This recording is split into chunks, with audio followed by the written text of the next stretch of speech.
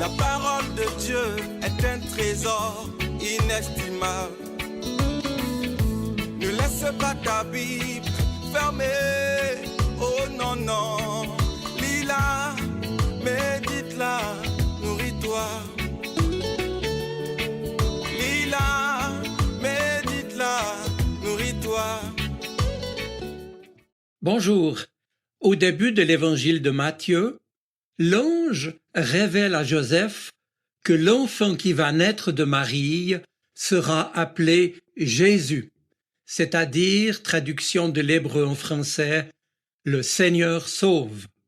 Cet enfant vient ainsi accomplir la prophétie faite par Ésaïe qui avait dit, je cite, « Voici, la Vierge concevra et l'enfantera un fils, on lui donnera le nom d'Emmanuel qui se traduit par Dieu avec nous. » À travers ces deux noms, Jésus, Emmanuel, se dévoile, mes amis, tout le mystère de Noël. Dieu, le Seigneur, celui qui était le tout autre, inaccessible et dont le nom était imprononçable, se fait chair en notre humanité. Il devient Dieu avec nous et il vient pour nous sauver. Au cœur de la foi chrétienne, il y a donc la présence de Dieu et sa spécificité, c'est qu'il est venu vivre avec les hommes. Et comment s'y prend-il pour être Dieu avec nous? Il aurait pu, en effet, se suffire d'une union spirituelle, lui qui est esprit. Eh bien non. Alors que l'homme s'était détourné de lui, Dieu a choisi de se faire homme pour redonner aux hommes et aux femmes ce qu'ils avaient perdu, leur filiation divine, une participation à sa propre vie. Mais cela ne suffisait pas encore, et c'est après sa résurrection qu'il est venu habiter en nous par son esprit. Le mot important ici, c'est le verbe venir. D'ailleurs, le temps de l'Avent, qui précède la venue, nous rappelle aussi que Jésus est venu lors du premier Noël, en effet, et c'est encore lui qui vient dans notre vie de tous les jours. Il nous l'a promis. Je suis avec vous, ou bien je serai avec vous tous les jours jusqu'à la fin du monde.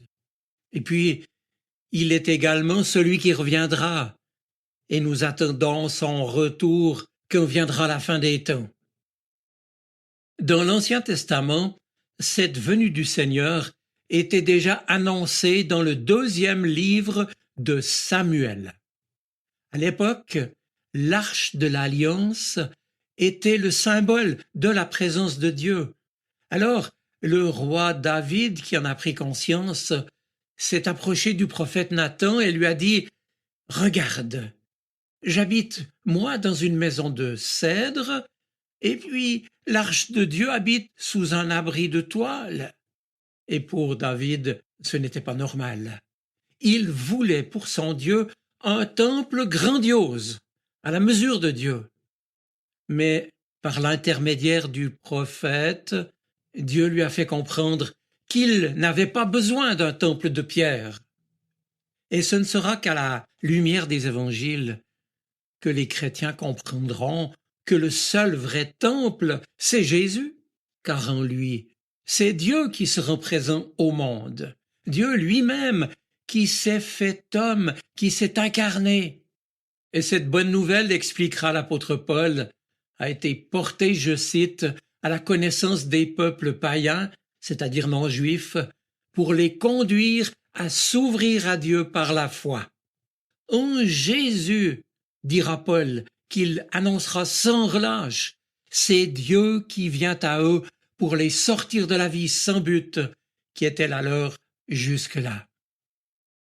Bref, Dieu ne veut pas habiter une maison grandiose. Son grand désir, c'est d'habiter le cœur des hommes, le vôtre et le mien. Il est en ce sens Emmanuel, Dieu avec nous. Il veut que nous devenions familiers de sa présence et que nous cheminions ensemble vers son royaume d'éternité. Noël, c'est d'abord Jésus qui vient. Petit, pauvre, fragile, il frappe discrètement à notre porte et il attend notre réponse. Il faut le dire à ceux qui ne le savent pas. Le plus beau cadeau de Noël, c'est bien Jésus qui vient habiter au milieu de nous et qui veut habiter en nous. Accueillir Dieu et le donner au monde, c'est quelque chose d'extraordinaire et nous y trouvons une joie que personne ne peut nous enlever. Cette bonne nouvelle est donc toujours d'actualité, car le Seigneur est là au cœur de nos vies, et cela même si nous ne savons pas le reconnaître. Il est la bonne nouvelle annoncée aux pauvres, aux exclus et à tous ceux et celles qui souffrent. Il est venu rendre à chacun sa liberté et sa dignité d'enfant de Dieu. En Jésus, Dieu se fait proche, et la proximité implique toujours un risque, celui d'être mal accueilli ou pas accueilli, et c'est la folie de l'amour. Nos représentations toutes faites sur Dieu et ce qu'il devrait être ou devrait faire sont à réviser. Alors, ce cadeau que Dieu nous fait, nous ne pouvons pas le garder pour nous. À la suite de Marie, de Joseph, des apôtres et de tant d'autres chrétiens au fil du temps, nous sommes choisis et appelés par Dieu pour, à notre tour, incarner sa bonté, sa tendresse et sa justice. Il a en quelque sorte besoin de nos mains pour continuer les siennes. Il a besoin de nos yeux pour voir la souffrance humaine et surtout la soulager. Le Seigneur compte sur chacun de nous pour témoigner de sa présence, de son amour auprès de tous ceux et celles qui ne le connaissent pas. Dès lors, aujourd'hui, comme chaque jour, fêter Noël, c'est accepter d'entrer dans cette dynamique de vie, de paix, de joie, de réconciliation. Souvenez-vous, les anges chantaient « Gloire à Dieu au plus haut des cieux et paix sur la terre aux hommes que Dieu aime ». Dire cela est facile, mais peut-être pourrions-nous essayer de mieux le vivre, n'est-ce pas? Fêter Noël aujourd'hui, c'est aussi offrir des cadeaux. Mais qu'importe un cadeau s'il n'est pas le signe de l'affection qui se donne? Il n'a de sens que parce qu'il représente l'amour. Fêter Noël aujourd'hui, c'est donc essayer tous les jours de mieux aimer ceux et celles qui nous entourent. C'est vouloir être instrument de justice, c'est accepter de partager équitablement, c'est vouloir être instrument de paix et de réconciliation.